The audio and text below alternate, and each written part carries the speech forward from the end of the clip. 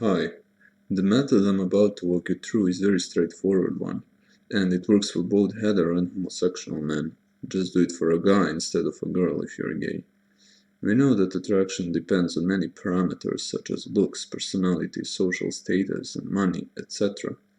However, here I'll be talking about the deepest level of attraction, the most basic, intuitive, and animalistic one.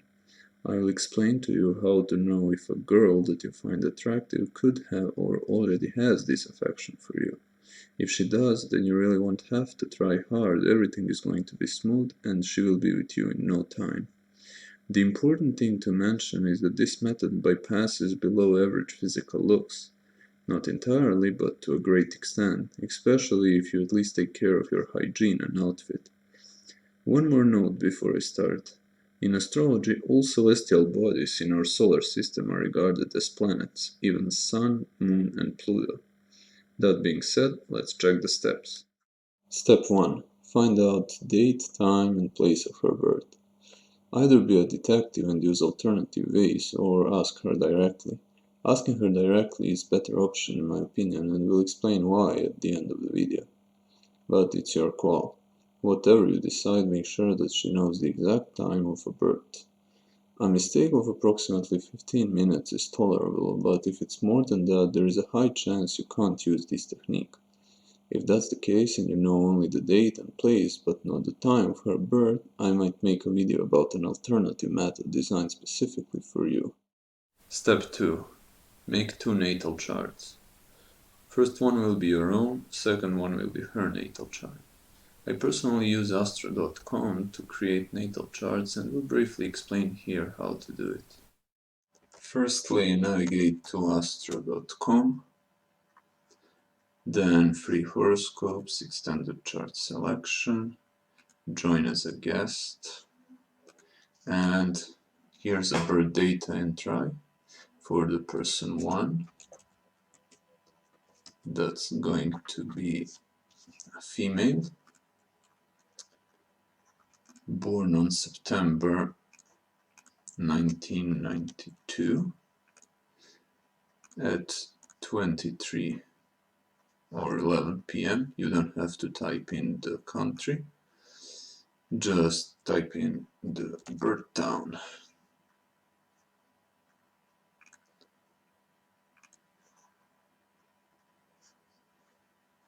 And now let's add a new person. That's gonna be our guy. Born on December the 25th, 1991. At let's say 1:15 p.m. in Zagreb, Croatia. Now that we have created two natal charts for person 1 and person 2, our girl and our guy, we can move on to a next step. Step 3. Make a synastry chart and then check if one of your strongest planets falls into her 8th house. Now let's make a synastry chart for the people whose birth data we just entered. You should just change this option. Pick Synastry chart from the drop down menu and then click here to show the chart.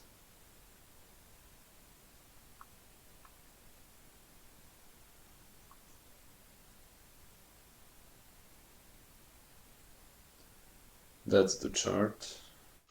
The inner circle represents the natal chart of first person, while the outer circle represents the natal chart of a second person. The first person whose data we typed in our example, is female, so now we need to locate her 8th house. There it is, you see a small number 8 here. This slice here represents the total length of her 8th house. Every planet from outer circle that finds its spot on top of it is potentially useful for this method. Now let's locate the strongest planets of person 2 and see if they fall within this slice, i.e. her 8th house. Usually, as a man, your strongest planet is Sun, but Mars and Ascendant ruler will also do the work. How do you find a planet that rules the Ascendant sign? First, locate this AC line in the outer circle. AC is abbreviation of ascendant. Now check within which sign our outer circle AC falls. In this case it's Taurus. Here you can see the list of ascendant sign rulers.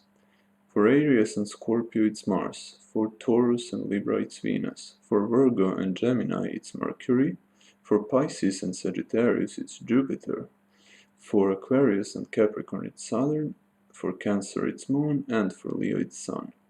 So, since ascendant of our guy is in Taurus, we will pick Venus as its ruler and our third strongest planet. Now that we know all three strong planets of this guy, Sun, Mars and Venus, let's see if at least one of them falls into her 8th house. If that's the case, then we have a very powerful signal for this guy to go after that girl, if he likes her, of course. As we can see in our example, this guy has hit the jackpot. It's not just that his Sun is on top of her 8th house, but also his Mars falls into her 7th house. This 7th house signal means she gets along with him pretty well. 5th and 7th house also matter, but to a much lesser extent than the 8th house. Other houses are irrelevant for what you want to achieve with that girl. There are many definitions of what the 8th house represents, but I personally describe it with just one word: passion. And you definitely want your girl to feel passion towards you, otherwise you might simply end up being friend-zoned. Last but not least, why is it better to ask for her data directly? First of all, you will have shown the initiative by approaching and starting a conversation with her. And second, with the way you approach, talk and ask questions, you will reveal your subconscious personality. If her 8th house is affected by your major planets, even this short conversation will be enough for her to see that subconscious personality of yours and start liking you. All you need to do afterwards is to literally be around her and things will happen if she's available. Bye and good luck with this.